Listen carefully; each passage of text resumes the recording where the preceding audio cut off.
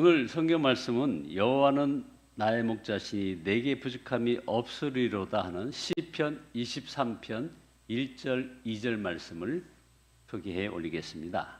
시편 23편 1절 2절 말씀입니다. 여호와는 나의 목자시니 내게 부족함이 없으리로다. 그가 나를 푸른 풀밭에 누이시며 쉴만한 물가로 인도하시는도다.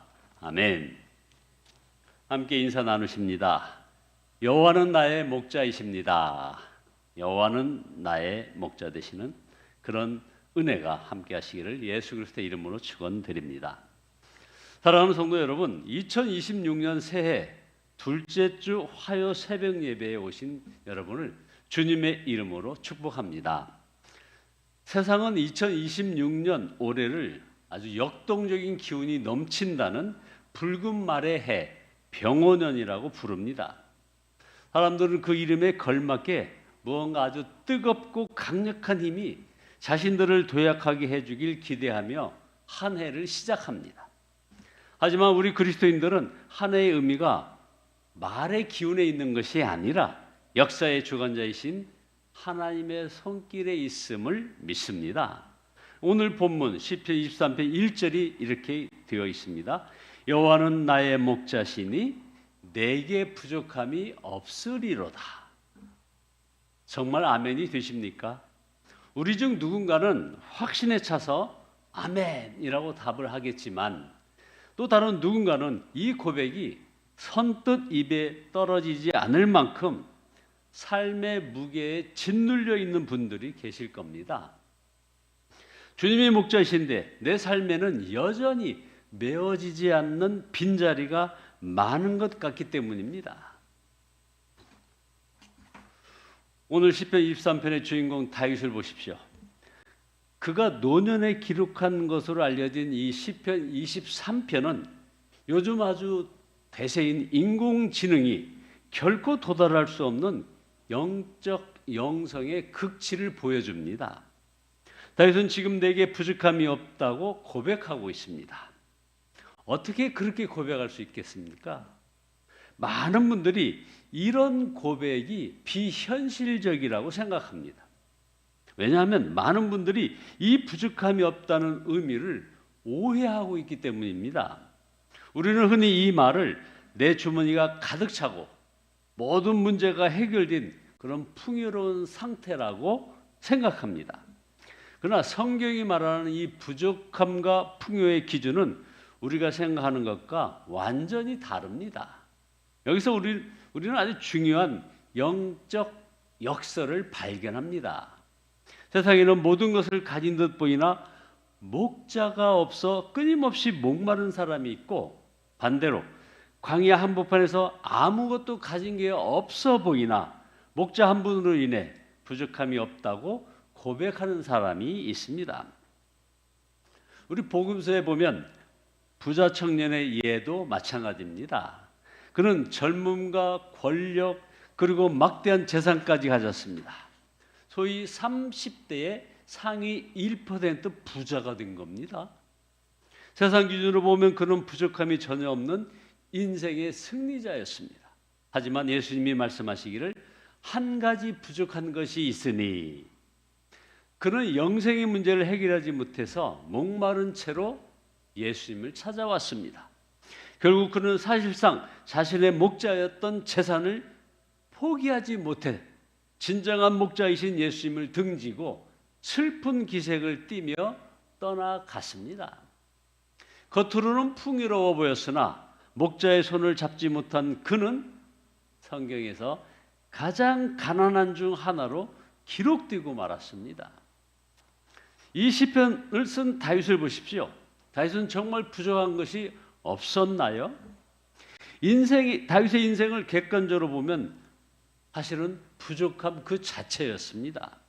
사무엘 상하를 보면 사울을 피해 광야를 떠도는 도망자였습니다. 먹을 것이 없어 성수의 떡을 구걸을 했습니다. 아둘람굴에서 미래를 기약할 수 없는 사실상 노숙자의 삶을 살았습니다. 심지어 시글락이라는 곳에서는 모든 재산을 약탈당하고 부하들에게 돌팔매질을 당할 뻔한 절체절명의 결핍을 통과해야 했던 때도 있었습니다. 그러니까 부족함이 없기는커녕 다윗의 인생은 그야말로 결핍투성이었습니다. 그러나 그는 부족함이 없다고 노래합니다. 그렇다면 다윗이 거짓말하는 건가요? 아닙니다. 왜입니까? 진정한 목자가 인도해 주셨기 때문입니다. 진정한 목자가 그 결핍의 과정을 통해 그를 하나님의 마음에 맞는 사람으로 빚으시고 세우셨기 때문입니다. 그 결핍의 과정을 통해 그의 안에 헛된 우상들이 하나둘씩 제거되기 시작했기 때문입니다. 여러분, 만약 주님이 우리의 목자가 아니셨다면 저와 여러분이 지금 겪는 관계적, 정서적, 재정적인 결핍은 그저 우리를 파멸로 몰고 갈 그런 절망적인 굶주림에 불과했을 것입니다. 하지만 주님이 우리의 목자가 되시면 놀랍게도 지금 우리가 느끼는 이 부족함은 사실 우리 인생의 싹군과 가짜 목자들을 제거하시려는 하나님의 아주 정교하신 공급하심이 될 수 있습니다. 다시 말해 그동안 우리가 목자처럼 의지했던 효율, 성과, 돈이 결코 우리의 참된 목자가 될 수 없음을 알려주시기 위해 주님은 거룩한 결핍을 허락하신다는 겁니다. 결국 성도의 결핍은 재앙이 아니라 주님이 진정 남의 목자가 아니라 나의 목자가 되시고 나의 전부가 되시겠다는 가장 강력한 사랑의 신호입니다. 저는 많은 분들의 간증문을 쭉 듣고 또 읽어보고 그래서 한번 통계를 한번 내본 적이 있습니다. 아주 중요한 통찰이 있었습니다. 많은 사람들이 어떤 계기로 주님을 만나고 그리고 세례를 받는 데까지 이르는가? 말 그대로 건강, 재정 이런 어떤 관계의 부족함이 없어서였을까요? 아닙니다. 그게 아니더라고요. 약 55%, 즉 2명 중에 1명은 아이러니하게도 결핍, 부족함 때문에 목자를 만났다는 겁니다. 암과 같은 질병, 경제적인 실패, 사별, 자녀 문제 이렇게 감당하기 힘든 시련과 고통을 통해 주님을 만났다는 겁니다. 바로 이겁니다. 우리가 목자처럼 의지했던 나의 건강, 돈, 관계는 가짜 목자를 드러내는 그래서 주님은 거룩한 결핍을 우리에게 허락했던 통로가 된다는 거죠. 그래 진짜 주님이 나의 목자가 되시도록 그 결핍을 통하여 사실은 세밀하게 주님 자신을 공급하고 계셨고 의의 길로 인도해 주셨던 것입니다. 역설적이게도 다윗은 삶의 고난과 결핍을 통해 주님을 알고 더욱 따르고 의지하게 되었습니다. 진짜 부족함이 없다고 고백하게 된 것입니다. 이 은혜가 저와 여러분에게 부어지기를 축복합니다. 주님은 나를 나의 목자로 믿고 신뢰하게 되면 그분은 어떻게 하십니까? 오늘 본문 시편 23편 2절입니다. 그가 나를 푸른 풀밭에 누이시며 쉴 만한 물가로 인도하시는도다. 다시 새 힘을 주시다. 소생시키다가 원어로 슈브라고 합니다. 슈브. 여러분, 양은 털이 너무 길거나 몸에 살이 오르면 혹은 평평하지 않은 땅에 잠시 눕다가 그냥 중심을 잃어버리고 완전히 뒤집혀지는 경우가 있다고 합니다. 문제는 양의 신체 구조상 일단 한번 뒤집혀지면 스스로의 힘으로는 일어날 수 없다는 점입니다. 그때 뒤집힌 양은 네 다리를 허공에 막 휘저으며 극심한 공포에 빠진답니다. 배에는 가스가 차오르고 혈액순환이 멈춰버리는 겁니다.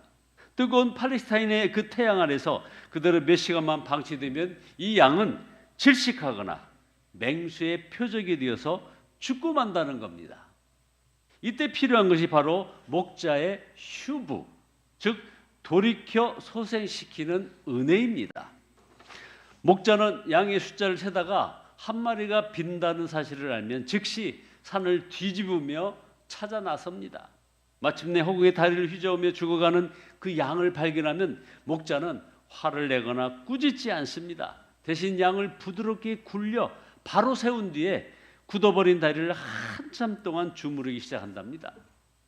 피가 다시 통하고 양이 스스로 서서 걸을 수 있을 때까지 목자는 그 곁을 떠나지 않고 낮은 목소리로 양을 안심시킵니다. 휴브는 바로 이 장면입니다. 우리 인생도 이와 같습니다. 2026년의 거친 파도 속에서 우리는 때로 스스로가 목자가 되어 살다가 혹은 예상치 못한 인생의 구덩이 때문에 뒤집혀지곤 합니다. 직장에서의 실패, 자녀의 방황, 예기치 못한 질병은 우리를 뒤집힌 양처럼 만듭니다. 우리는 허공에 다리를 휘저으며 소리칩니다. 내 힘으로 일어서 보려고 하지만 하면 할수록 더 깊은 수렁에 빠지는 것 같습니다. 성도 여러분, 여러분이 지금 아무것도 할 수 없어서 허공에 다리만 휘젓고 있는 양이라면 여러분의 선한 목자 되시는 예수님을 찾으시기 바랍니다. 부르십시오. 그분은 들으십니다. 외면하지 않으십니다.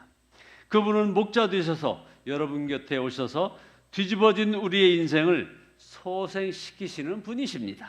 그러므로 우리의 무능력과 좌절조차도 목자의 능력이 온전히 나타나는 가장 완벽한 무대가 되는 겁니다. 실패한 인생 같아도 그분의 손에 붙잡히면 실패할 수 없는 인생이 됩니다. 왜냐하면 그분은 모든 것을 합력하여 선을 이루시는 분이기 때문입니다. 자, 2026년 한 해 우리 앞에 수많은 갈림길과 어두운 골짜기가 나타날 것입니다. 하지만 기억하십시오. 주님과 함께 하는 길은 결코 실패할 수 없는 길입니다. 목자 되신 주님이 당신의 명예를 걸고 저와 여러분들을 인도하고 계시기 때문입니다. 이게 핵심입니다. 주님과 함께하는 길은 결코 실패할 수 없는 길이라는 겁니다. 목자 되신 주님께서 주님 당신의 명예를 걸고 우리를 인도하고 계시기 때문이라 이겁니다. 자, 여러분의 인생이라고 하는 내비게이션이 경로를 이탈했다고 말합니까? 선한 목자는 여러분이 잘못된 길로 들어선 그 순간 즉시 경로 재탐색을 시작하십니다. 우리의 실수보다 하나님의 명예가 훨씬 더 큽니다. 주님은 여러분의 실패마저 재료를 삼아서 다시 바른 길의 궤도로 우리를 이끄십니다. 나의 실력이 아닌 목자의 명예를 의지하시기 바랍니다. 2026년 우리 인생의 여정이 보이지 않아도 하나님 아버지는 다 보입니다. 주님의 선하심과 인자심에 부어주시는 그 은혜가 한 해 여러분의 뒤를 바짝 추격하며 지켜낼 것입니다. 결코 실패할 수 없는 그 길을 따라 승리하시기를 주님의 이름으로 축원드립니다. 기도하시겠습니다.